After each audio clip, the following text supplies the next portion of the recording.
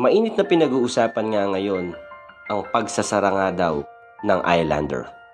Malamang dumaan na to sa mga newsfeed nyo at nung nabasa ko to at nakita, talagang nagulat din ako kasi parte ng kabataan ko ang Islander. Pero naglabas na ng official statement ng Islander at hindi naman pala ito totoo.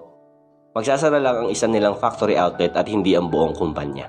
At since pag-uusapan na natin, ikwento na rin natin kung paano naging bahagi ng buhay natin o ng pagkabata natin ang Islander. Isa ito sa mga tsinelas na pinapangarap ko nung bata ako at nakakainis kasi hanggang ngayon, hindi pa rin ako nakakabili. Natatandaan ko pa dati, dun mo malalaman kapag ang kalaro mo ay may kaya sa buhay. Kapag ang tsinelas niya ay Islander. Napaka-aesthetic naman niya talaga tingnan, pamporma, pangalis, pambahay para sa iba. Kaya naman maraming kabataan ang nangangarap na magkaroon ng tsinelas na to. Dati magkaroon ka lang ng tsinelas na Rambo, sobrang saya mo na. Bakit? Kasi pang all around na siya. Hindi lang pang lakaran at takbuhan, panlaro pa. Ipapamato mo sa tumbang preso. Pero kahit gaano katibay yung ibiling tsinelas sa'yo, ilang linggo lang o ilang araw lang ay masisira na yon. Kakalaro mo.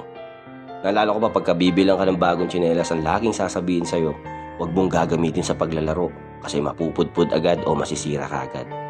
Siyempre sa umpisa, susundin mo. Pero makalipas na ng mga ilang araw, gagamitin mo na yon sa tumbang preso. At madalas pa dialogue ng mga magulang natin, dapat sa'yo, ang tsinelas mo bakal para matagal masira. Ito yung mga panahon na nilalagay mo pa sa siko mo yung mga tsinelas mo kapag ka nakikipaglaro ka ng habulan para mas mabilis ka tumakbo at para hindi na rin siya masira. Ito yung mga panahon na kapag ka napigtas yung tsinelas mo, hindi ka nalulungkot. Ginagawan mo ng paraan para maayos ulit. Lalagyan mo ng perdible o pako yung dulo ng strap ng tsinelas para maayos ulit. Para tuloy lang sa paglalaro. Marami ng mga bagong tsinelas ang nauuso ngayon. Magaganda, mamahalin, pangporma. Pero iba pa rin talaga yung mga tsinelas noon.